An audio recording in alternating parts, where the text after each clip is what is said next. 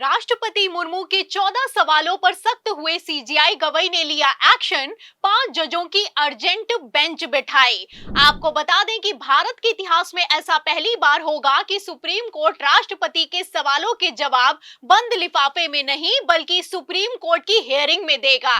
मतलब मोदी सरकार ने सोचा कि राष्ट्रपति को आगे करके सुप्रीम कोर्ट पर दबाव बनाएंगे, लेकिन उल्टा अब भाजपाइयों पर दबाव है। तो सीजीआई गवई ने कैसे राष्ट्रपति से लेकर उपराष्ट्रपति और मोदी सरकार को तगड़ा झटका दिया है, आपको बताएंगे, लेकिन पहले खेल समझिए। तो जैसा कि आप जानते हैं कि सुप्रीम कोर्ट ने ऐतिहासिक फैसला सुनाया और इतिहास में ऐसा पहली बार हुआ कि सुप्रीम कोर्ट ने राष्ट्रपति की लिमिट को निर्धारित करते हुए कहा कि राज्यपाल हो चाहे राष्ट्रपति, पूर्ण वीटो का अधिकार किसी को नहीं है। हर हाल में राज्यों के बिलों को 3 महीने में पारित करना ही होगा। सुप्रीम कोर्ट ने राष्ट्रपति को आदेश तक पारित कर दिया कि अगर बिल पर साइन नहीं किया तो क्यों नहीं किया, इसका कारण भी बताना होगा। आपको बता दें कि सुप्रीम कोर्ट ने सिर्फ ऐतिहासिक फैसला नहीं सुनाया, बल्कि तमिलनाडु के 10 बिलों को बिना राज्यपाल और राष्ट्रपति के मंजूरी के ही कानून तक घोषित कर दिया गया। एक तरफ सुप्रीम कोर्ट ने फैसला लिया, दूसरी तरफ मोदी सरकार की नींव हिल गई। अब सुप्रीम कोर्ट का फैसला है तो भाजपाई तो खुलकर सामने नहीं आए, लेकिन हाँ, राष्ट्रपति को जरूर आगे कर दिया गया। जैसा कि आप जानते हैं कि राष्ट्रपति ने एक नहीं, दो नहीं, बल्कि सुप्रीम कोर्ट से खुला पत्र लिखकर 14 सवाल पूछे।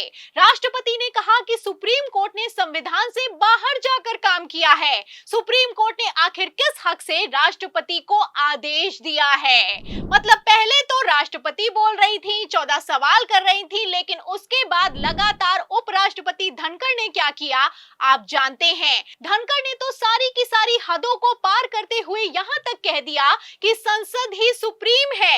तो फिलहाल कौन कितना सुप्रीम है, इसका अंदाजा आप इस बात से लगा सकते हैं कि सीजीआई गवई ने पहले तो बयान दिया कि संसद नहीं, संविधान सर्वोपरि है, और अब वही कुछ होने भी जा रहा है।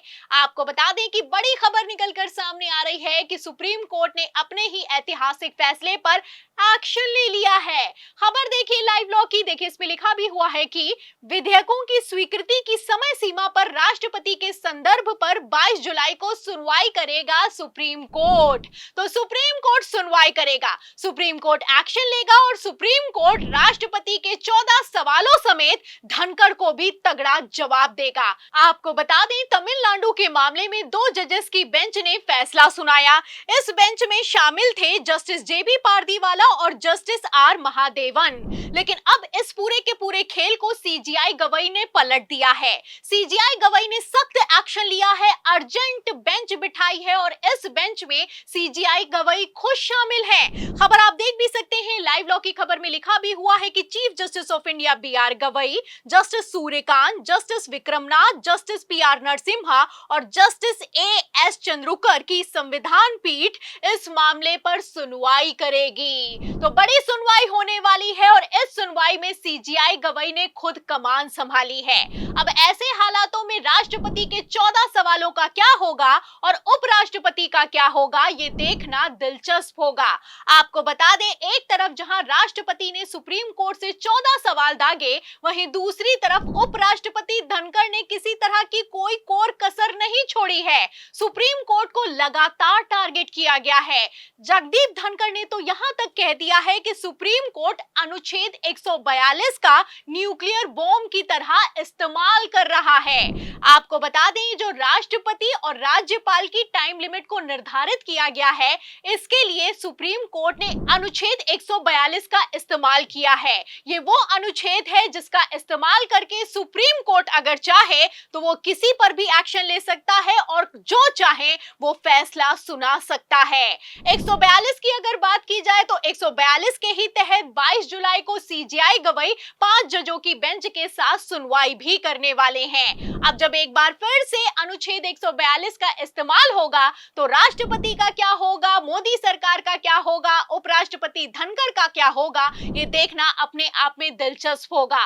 फिलहाल अगर अनुच्छेद 142 की बात की जाए तो संविधान में इसको लेकर क्या लिखा हुआ है, ये भी मैं आपको फटाफट से बता देती हूँ। देखिए, खबर में लिखा भी हुआ है कि अगर कोई मामला इतना असाधारण हो कि मौजूदा कानून के जरिए न्याय ना किया जा सके, तो ये अनुच्छेद सुप्रीम कोर्ट के लिए एक सेफ्टी वॉल्व का काम करता है। ये ऐसा सेफ्टी वॉल्व है जिसकी काट किसी के पास नहीं है।